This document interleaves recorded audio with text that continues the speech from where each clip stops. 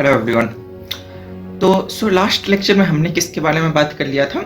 Electric field line के बारे में। हमने जाना था कि उसकी प्रॉपर्टीज क्या क्या होती है और भी जो भी उससे रिलेटेड हमें नॉलेज की ज़रूरत थी हमने उसके बारे में बात कर ली थी।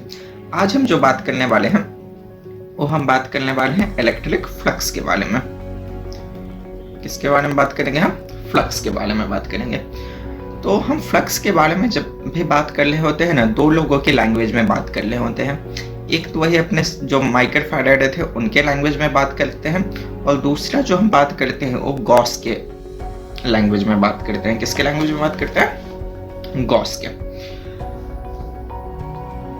तो जब भी हम गॉस के लैंग्वेज में बात कर रहे होंगे ना, तो हम हमेशा मैथमेटिकल सिंबल इक्वल टू का यूज कर रहे होंगे, और जब भी हम फैराडे के लैंग्वेज में बात कर रहे होंगे ना, तब हम हमेशा इक्विवेलेंट का यूज कर रहे होंगे। क्यों? क्योंकि फैराडे को मैथ्स नहीं आती थी, और गॉस जो थे वो तो प्रिंस ऑफ मैथमेटिक्स बोले जाते थे। तो जो प्रिंस ऑफ मैथमेटिक्स था वो तो हर चीज मैथ्स के लैंग्वेज में ही बात करेंगे, सिंपल सी लॉजिक है। तो फैराडे के लैंग्वेज में हम जब भी बात करेंगे हम कभी भी इक्वल टू यूज नहीं करेंगे, हमेशा इक्विवेलेंट यूज करेंगे। तो गॉस ने जो फ्लक्स को डिफाइन किया था, उन्होंने किया था फ्लक्स को हम रिप्रेजेंट करते हैं फाई से जनरली। तो गॉस ने जो फ्लक्स को डिफाइन किया था, उन्होंने कहा था E डॉट dA का इंटीग्रल होगा, वो होगा इलेक्ट्रिक फ्लक्स। तो फ्लक्स क्या होगा according to Gauss? E dot dA। किसके अकॉर्डिंग? According to Gauss. और जो फैराडे ने डिफाइन किया था फ्लक्स को, उन्होंने कहा था that flux represent number of field line crossing a area. ठीक है, इसका क्या मतलब हुआ? जैसे कि हमारे पास कोई लेट से एरिया है, और यहाँ से लेट से 10 इलेक्ट्रिक फील्ड लाइन जा रही है। 10 तो नहीं बनी, 5 बन गए। तो हमने कहा क्या कहा? ये एरिया है और इससे नंबर ऑफ फील्ड लाइन कितनी पास कर ली है? 5। तो इनके अकॉर्डिंग फ्लक्स किसके इक्विवेलेंट होगा? इक्विवेलेंट टू 5A होगा। मैं यहाँ पे इक्वल टू नहीं बोल रहा हूँ, इक्विवेलेंट बोल रहा हूँ, क्योंकि फैराडे ने बोला था flux represent number of field line passing through a area. Okay, number of field line passing through area represent करता है फ्लक्स को, ऐसा फैराडे ने बोला था। फैराडे ने इक्वल टू की साइन नहीं दी थी, उसने किसकी दी थी? इक्विवेलेंट। उसने इक्विवेलेंट बोला था, इक्वल टू नहीं बोला था। ओके, तो यहाँ पे देखिए बात आ रही है एरिया की, और डॉट प्रोडक्ट में एज ए एरिया को हम फैक्टर क्वांटिटी ट्रीट कर रहे हैं। तो इससे पहले हमने जब भी एरिया को देखा था स्केलर देखा था, हमने एरिया को एज ए वेक्टर कभी नहीं देखा था। तो अब जब इसको वेक्टरली डिफाइन कर ले तो ऑब्वियस सी बात है इसकी डायरेक्शन भी होनी चाहिए। तो हम क्या करते हैं ना, लेट से कोई डीए एरिया है, तो इसकी डायरेक्शन को हम उसके सरफेस के परपेंडिकुलर या तो इस साइड पॉजिटिव बोल देते हैं या इस साइड पॉजिटिव बोल देते हैं। आपको जैसी इच्छा हो, आपकी जैसी श्रद्धा हो, आप उस हिसाब से एरिया को पॉजिटिव बोल सकते हैं, इसमें कोई समस्या वाली बात नहीं है। तो हम गॉस लॉ लगाने के लिए एरिया को हमेशा वेक्टर क्वांटिटी मानेंगे, और पॉजिटिव एरिया दोनों में से आइदर लेफ्ट और राइट किसी को भी पॉजिटिव एरिया मान सकते हैं। अगर राइट को पॉजिटिव मानते हैं तो लेफ्ट नेगेटिव एरिया हो जाता है, और राइट को नेगेटिव मानते हैं तो लेफ्ट पॉजिटिव एरिया होती है। तो यहाँ पे आप गॉस लॉ में एक चीज ध्यान से देखें, गॉस ने जो फ्लक्स को डिफाइन किया है वहाँ वो सिंपली E इंटू ए भी तो बोल सकते थे, उन्होंने DA ही क्यों चुना? तो मैं इसका एक्सप्लेनेशन देना चाहता हूँ कि why DA नॉट A। तो अब देखिए फैराडे के लैंग्वेज में फ्लक्स क्या था? Number of field line passing through an area, और गॉस ने क्या बोला था? E dot dA। तो अगर वो A ले लेते, ध्यान से सुनिएगा, अगर वो क्या करते डॉट dA की जगह अगर E डॉट A हम करते, तो देखिए ए में क्या प्रॉब्लम है ना, डीए तो छोटा सा एरिया होता है, ओके, तो उसका जो डायरेक्शन आएगा, उसका जो सरफेस होगा, उसके परपेंडिकुलर एक ही डायरेक्शन होगा।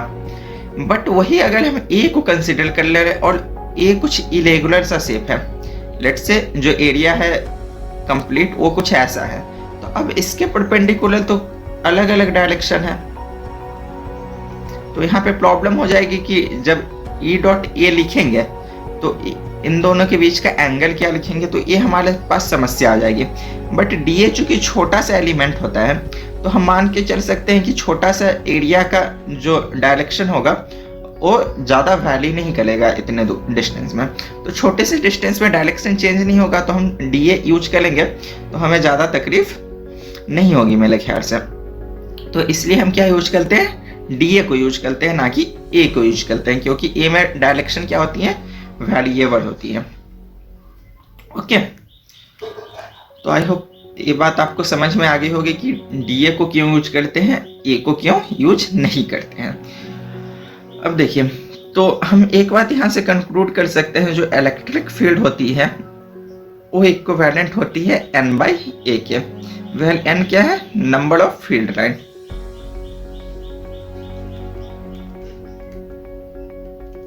नंबर ऑफ फील्ड लाइन क्या है, n है। तो जैसे कि अपने गॉस ने बोला था E इंटू ए क्या होता है, फ्लक्स होता है, और फैराडे क्या बोलता है, फ्लक्स क्या हो जाता है, number of field line passing through area.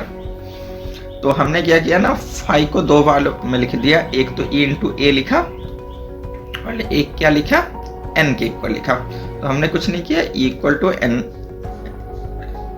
n by A लिख दिया है, equivalent to n by A लिखा है, और ज्यादा हमने कुछ नहीं किया है यहाँ पे। ओके, आई होप इतनी सी बात आपको समझ में आ गई होगी।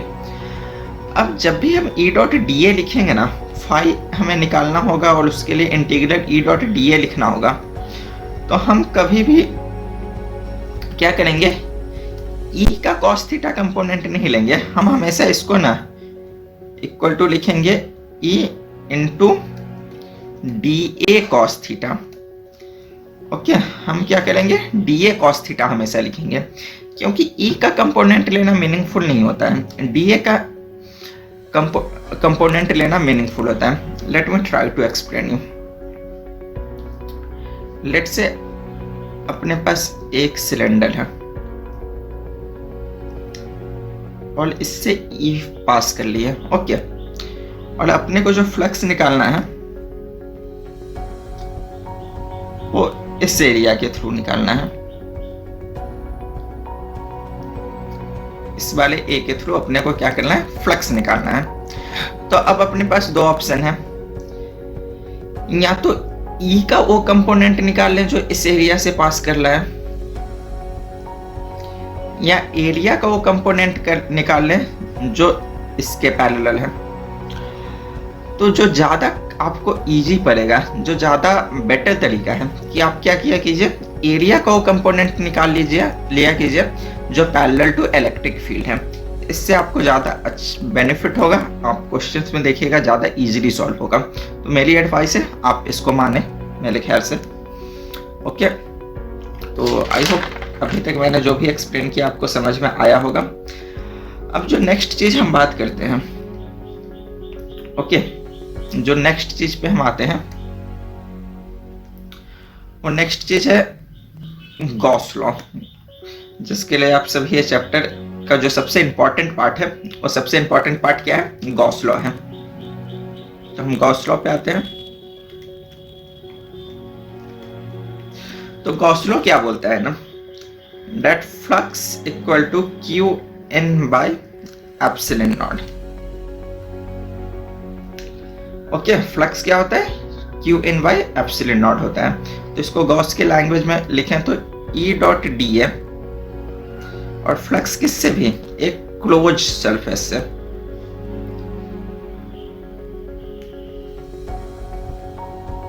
क्लोज सरफेस से, किसी भी सरफेस से फ्लक्स नहीं, क्लोज सरफेस से जो फ्लक्स होता है वो Q in upon epsilon not के बराबर होता है। इसका मतलब गॉस के लैंग्वेज में लिखे तो close integral e dot d a equal to q in by epsilon not.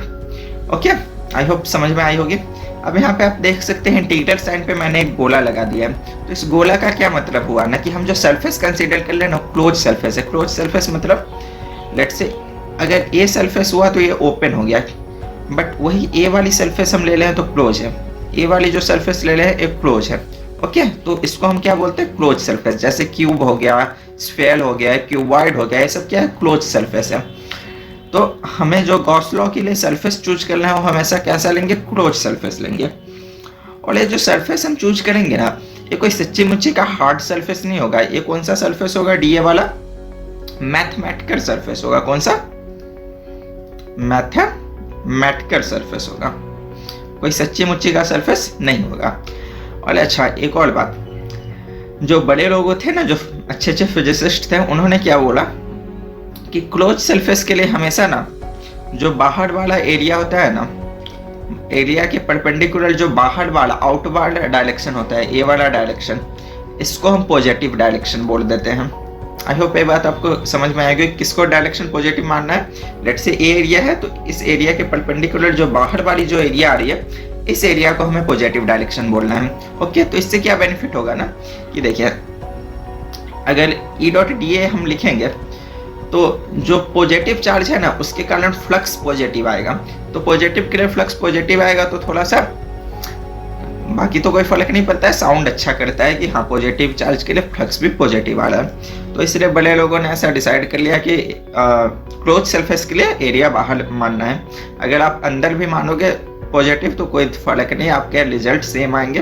But अब बड़े लोगों ने कहा है तो अच्छी बात होगी कि हम उनकी बात मान लें। तो आई थिंक इतनी बात आपको समझ में आई होगी। तो यहाँ पे एक मैं छोटा सा एकदम इलिस्ट्रेशन लेना चाहूंगा। लेट से चार्ज Q1 है,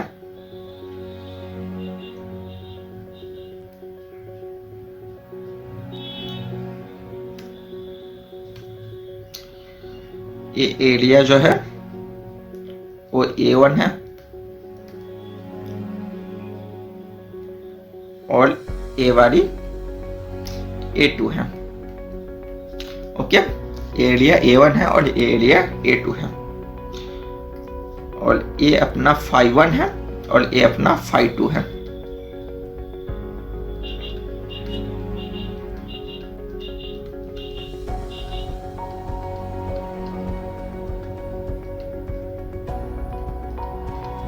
φ1 इक्वल टू φ2। तो आपको बताना है इनमें से कौन सा आंसर सही है। 2 मिनट टाइम ले, जो भी आपका आंसर है कमेंट करें। ओके, तो आई होप आपने अभी तक सोच लिया होगा वीडियो को पॉज करके। तो ऑब्वियस सी बात है, आई थिंक मोस्ट ऑफ लोगों ने गेस कर लिया होगा दैट सही आंसर सी होगा। क्यों? क्योंकि देखिए इसको हम गॉस के तरीके से नहीं सोचेंगे, यहाँ पे हम फैराडे के तरीके से सोचेंगे। फैराडे ने क्या बोला था, फाई क्या होता है, फाई होता है number of field line passing through an area. तो देखिए अब यहाँ क्यू चार्ज से है तो क्यू से जितने भी फील्ड लाइन निकल रहे होंगे, अगर वो A2 तक जा रहे होंगे, लेट से कोई भी फील्ड लाइन A2 तक जा रही होगी, तो A1 को तो क्रॉस करेगी ही करेगी।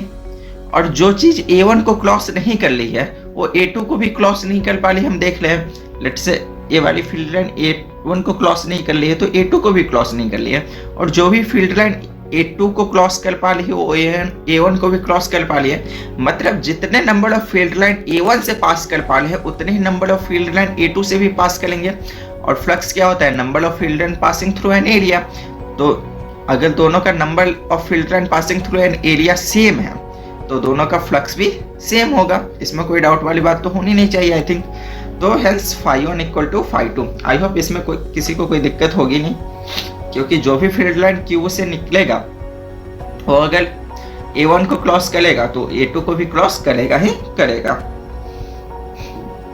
अब देखिए इस क्वेश्चन में हमसे फ्लक्स की वैल्यू नहीं पूछी गई थी, तो ये भी एक हिंट हमें मिलता है ना कि हमें फैराडे के थ्रू सोचना है। ओके, और फ्लक्स की जहाँ पे एग्जैक्ट वैल्यू दी गई हो वहीं पे हम E डॉट DA के थ्रू सोचेंगे। ठीक है, तो जब भी हमें एग्जैक्ट वैल्यू पूछी जाए फ्लक्स की तो हम किसके तरीके से सोचेंगे, गॉस की। और जब हमें कंपेयर करना हो दो चीजों के फ्लक्स के लिए तो हम किसके थ्रू सोचेंगे, हम फैराडे के थ्रू सोचेंगे। तो ये डिफरेंस होता है फैराडे एंड गॉस में। फैराडे कभी कभी हमारे कामों को इजी कर देता है, तो कभी कभी गॉस, और कभी कभी तो हमारी मजबूरी होती है कि हम गॉस को ही लगाना पड़े जब हम में से वैल्यू ही पूछ दिया जाए। ओके, तो यहाँ पे ये सब आप आई होप नोट करते जा रहे होंगे। मैं यहाँ पे इसको मिटाना चाहूंगा। मिटाना क्यों चाहूंगा? क्योंकि एक और क्वेश्चन देना है आपको। क्वेश्चन ये है, लेट्स से अपने पास ओके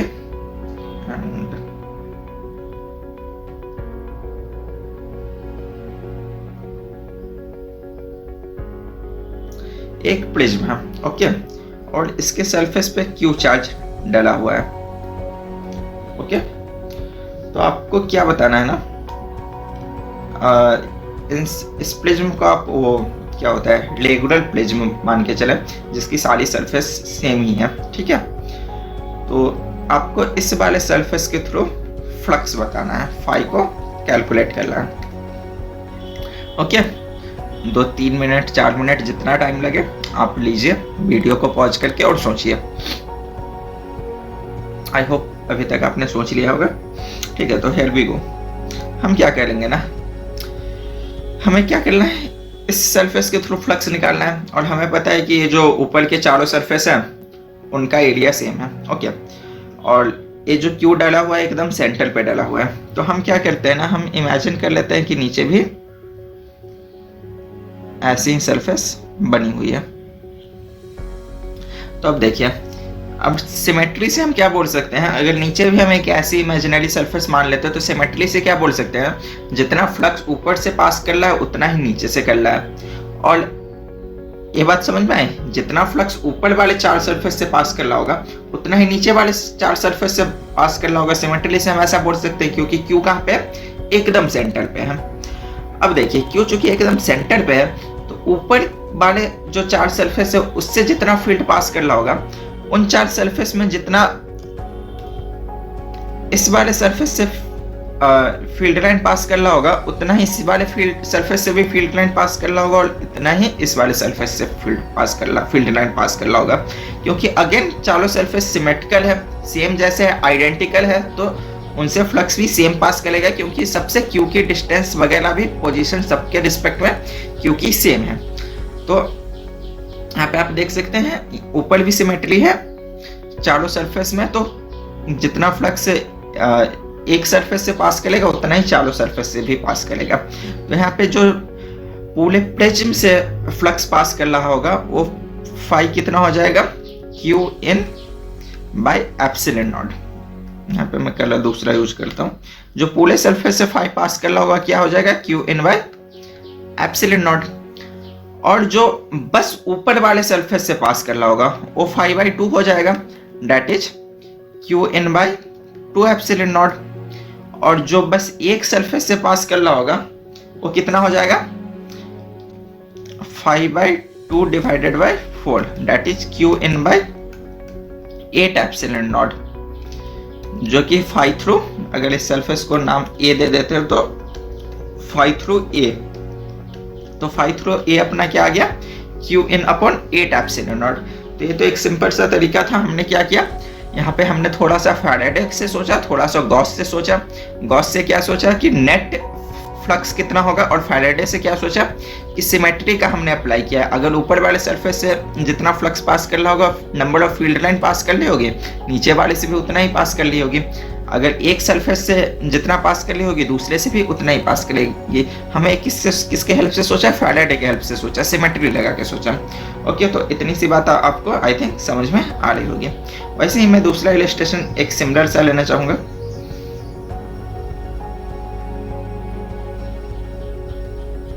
अगेन क्यू इसके सेंटर पे है, तो आपको जो एक कर्व वाली सरफेस दिख रही है, ये वाली सरफेस येलो वाली जो मैं फिर से बना रहा हूं, इसके थ्रू बताना है कि फाई क्या होगा।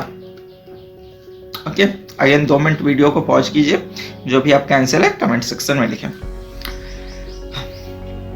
तो here we go, I think आप सभी ने लिख लिया होगा। ओके, सो देखिए यहाँ पे ध्यान से, यहाँ पे क्या है ना कि लेट से हम क्या बोलते हैं ना, ये सेमी स्फीयर था, तो हमने क्या किया, इस स्फीयर को कंप्लीट कर दिया। इस सेमी स्फीयर को हमने क्या बोला, एक कंप्लीट स्फीयर मान लिया। ठीक है, स्फीयर है, आलू जैसा दिख रहा है बट है क्या, स्फीयर है, तो उसकी टेंशन नहीं लेना चाहिए। अब स्फीयर जैसे ही बन गया तो आप देख सकते हैं जितना ऊपर वाले सरफेस से फ्लक्स पास करेगा उतना ही नीचे वाले सरफेस से भी फ्लक्स पास करेगा। मतलब जो नेट फाई इस स्फीयर से पास कर रहा है वो कितना है, Q in by epsilon naught. और दो सरफेस बन गए, एक ऊपर वाला एक नीचे वाला, तो ऊपर वाले से कितना पास करेगा, फाई अप इक्वल टू क्या हो जाएगा, Q in by 2 E not. I hope इतनी सी बात आपको समझ में आ रही होगी। ओके, तो मेरे ख्याल से इतनी सी बात आपको समझ में आ गई होगी कि फ्लक्स का क्या चक्कर है। अच्छा, ये तो मैंने गॉस लॉ बताया, लेकिन गॉस लॉ से आपको कुछ भी नहीं बताया। ये सब तो हमने फ्लक्स की एप्लीकेशन बता दी, गॉस लॉ का एप्लीकेशन नहीं बताया मैंने। अभी तो हम जो भी कर लेते हैं, क्या कर लेते हैं, फ्लक्स का कैलकुलेशन कर लेते हैं, e dot d equal to phi, या फिर थोड़ा बहुत q in by epsilon naught का भी यूज किया। ओके, तो गॉस लॉ का भी एप्लीकेशन था, Q in by epsilon not को भी हम यूज कर लेते हैं। बट गॉस लॉ का जो मेनली एप्लीकेशन होता है वो होता है इलेक्ट्रिक फील्ड को कैलकुलेट करने के लिए। तो यहाँ से मैं छोटी छोटी कुछ बातें बताना चाहूंगा जिसके हेल्प से हम इलेक्ट्रिक फील्ड कैलकुलेट कर पाएंगे। तो जो अपने close integral e dot d a होता है ना, equal to q in by epsilon naught होता है ना, यहाँ पे जो ई होता है वो पहली बात इलेक्ट्रोस्टैटिक प्लस नॉन इलेक्ट्रोस्टैटिक दोनों फील्ड होता है। नॉन इलेक्ट्रोस्टैटिक फील्ड कौन से होते हैं, वो भी मैंने बताया था, odd multiple of D E not by D T. ठीक है, तो ऑड मल्टीपल ऑफ ए वाली जो होती है ये होती है non electrostatic electric field. Okay, I hope याद होगा आपको, मैंने पिछले लेक्चर में मैंने बताया तो था। तो जो यहाँ पे इलेक्ट्रिक फील्ड लिखते हैं वो इलेक्ट्रोस्टैटिक प्लस नॉन इलेक्ट्रोस्टैटिक दोनों लिखते हैं। और जो इसके बारे में मैं दूसरी बात आपको बताना चाहूंगा ना, यहाँ पे जो इलेक्ट्रिक फील्ड होती है ना वो प्रॉपर्टी ऑफ स्पेस होती है, प्रॉपर्टी ऑफ स्पेस को रिप्रेजेंट करती है। ये बस जो क्यू इन होती है, लेट्स से ये वाला अपना सरफेस है, ये अपना सरफेस है, तो इसके अंदर क्यू है।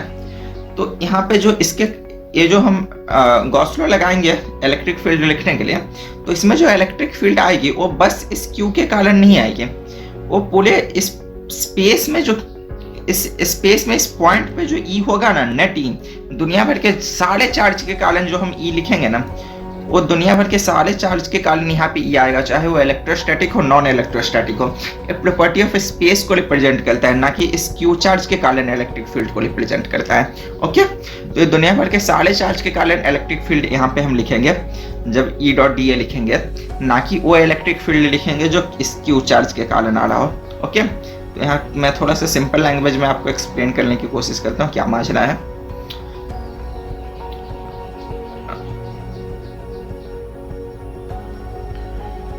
लेट्स से ये अपने पास गॉसियन सरफेस है, एक Q1 है और एक Q2 और एक Q3 है।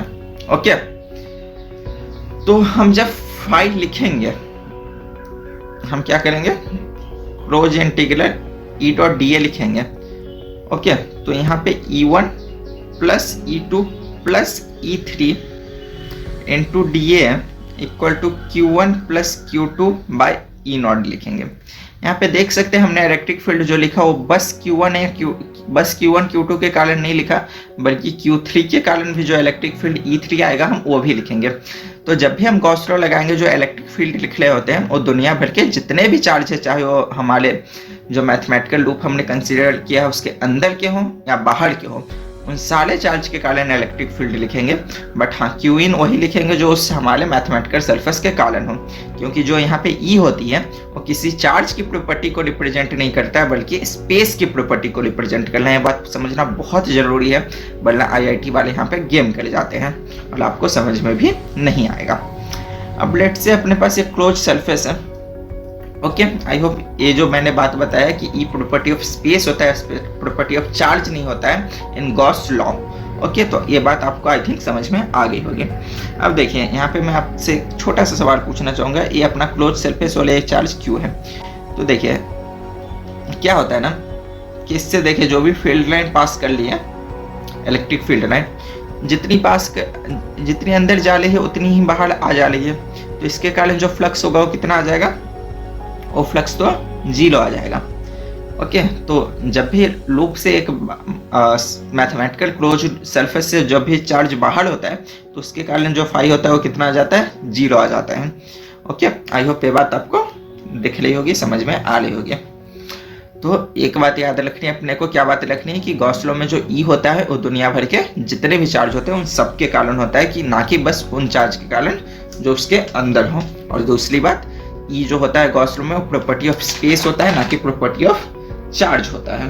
ओके, तो ये हो गया जो गॉस लॉ के बारे में हमें जो बेसिक बात होती है वो हमने डिस्कस कर लिया। अब नेक्स्ट लेक्चर में हम क्या बात करेंगे कि गॉस लॉ की जो कुछ बेटर एप्लीकेशन है जिसके हेल्प से हमें इलेक्ट्रिक फील्ड निकालते हैं, जो कि सबसे ज़्यादा यूजफुल होता है।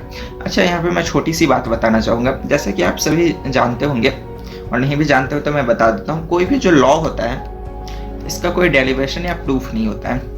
ओके, कोई भी लॉ का डेरिवेशन या प्रूफ नहीं होता है, बट एनसीईआरटी ने क्या किया हुआ है ना, गॉस लॉ का डेरिवेशन दे रखा है। तो इस बात के लिए आपको नाराज होने की ज़रूरत नहीं है, एक्चुअली में वो डेरिवेशन नहीं है, वो उसका वेरिफिकेशन है, बट उन्होंने नाम डेरिवेशन या प्रूफ लिख दिया है। और मज़े की बात है कि जब सीबीएसई बोर्ड्स एग्जाम होते हैं ना तो उसमें एक क्वेश्चन भी पूछ लेते हैं कि डेराइव गॉस लॉ। तो हालांकि गॉस लॉ को डेराइव तो नहीं कर सकते हैं, बट जब भी पूछा जाए तो जो एनसीईआरटी में सॉल्यूशन दे रखा है, जो वेरिफिकेशन दे रखा है, उस वेरिफिकेशन को आप वहाँ पे लिख के आ जाए, दिल पे पत्थर लग के।